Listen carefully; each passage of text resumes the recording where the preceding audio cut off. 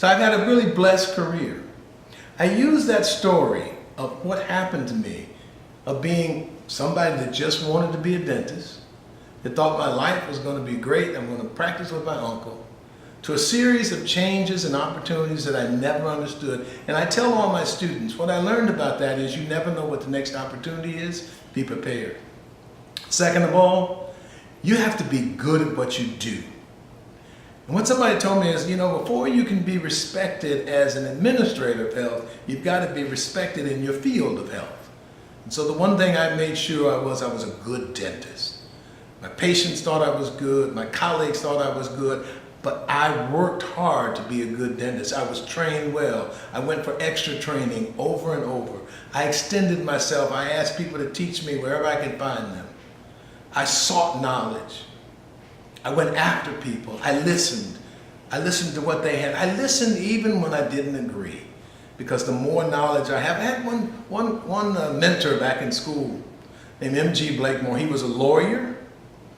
He was a state senator, and he was a dental lab technician. And he taught me dental laboratory technician. He would take me to his house to teach me laboratory technique, and then he would feed me as a young kid away from home, and then he would sit me down and talk to me. And he said, Maupin, he said, what's wisdom? I said, I don't know. He said, wisdom is knowledge born by the events of life. Sit here and listen to my events and the events of people I know, and it will add to your life's experiences, and you'll be a wiser man. And so I used to listen to him. And he's the one that used to teach me about discipline and love. And I thought back in my career, in my life, I had mentors and caring adults around me from my start. And I know that's the biggest challenge today, caring adults. And so caring adults will make, that's why I want to be in, why I'm in this video today. Because I have to be a caring adult, because I owe that. I owe that to the next generation to be able to tell my story. Mine's not the only story. Every story is a little different, but it's one of the stories. And those stories collectively give you knowledge and give you an understanding far beyond what you may hear from you. That the opportunities that would come to me were because things closed up for me. Things that I thought I would be, I'm not. But the things I am were because I was willing to persevere and take the next step and work hard to take the next opportunity. I talked to a gentleman today who shared with me his life story.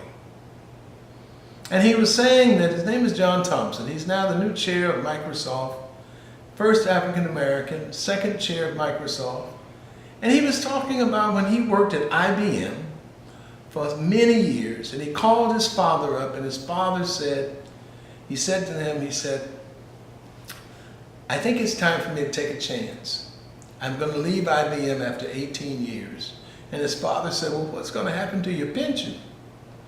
And he said, you know, I'm afraid that I won't be able to ever be the CEO of a corporation, head of a company, if I don't take a chance. And in this case, this wasn't something that was taken away. It was to persevere to take the next step, to take the next challenge, to take the next calculated risk to be successful. He could take that risk, he could take that chance because he knew how to persevere. He always embraced excellence. He always had a drive that kept him going. He always understood integrity of purpose.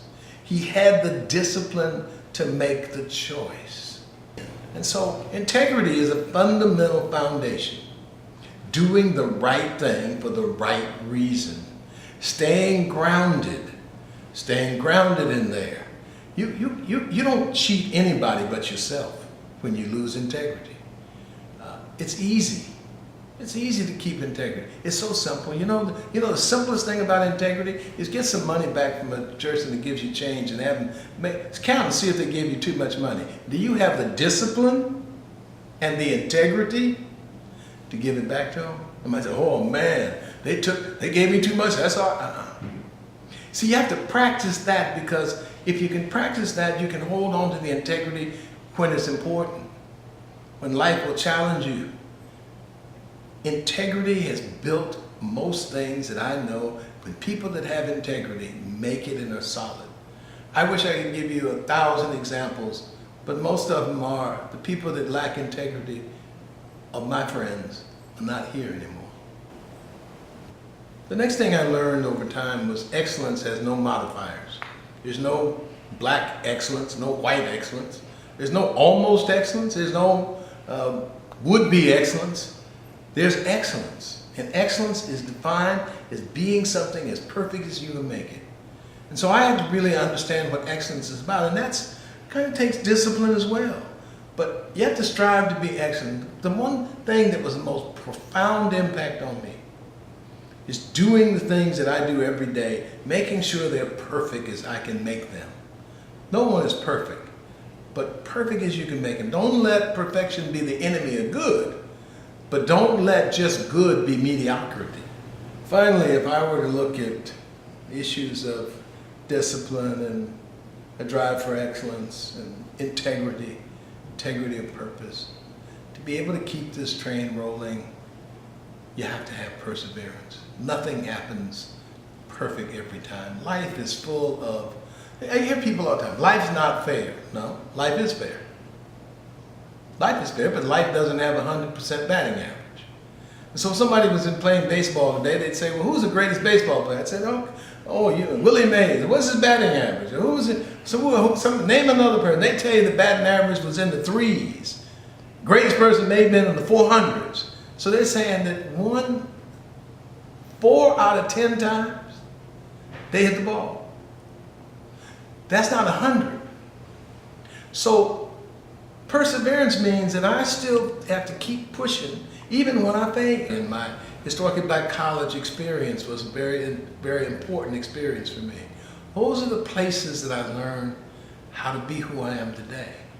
Those places that are outside of those experiences, though, in the public health departments and hospitals and community health centers and boards I'm on today, they've all taught me. I learn every day something new to carry forward.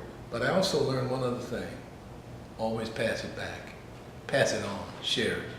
So I hope you've learned from my life experience. And you'll carry this with you as well. There's more to talk about, more to tell. There's more to this, and I look forward to being able to share it with you.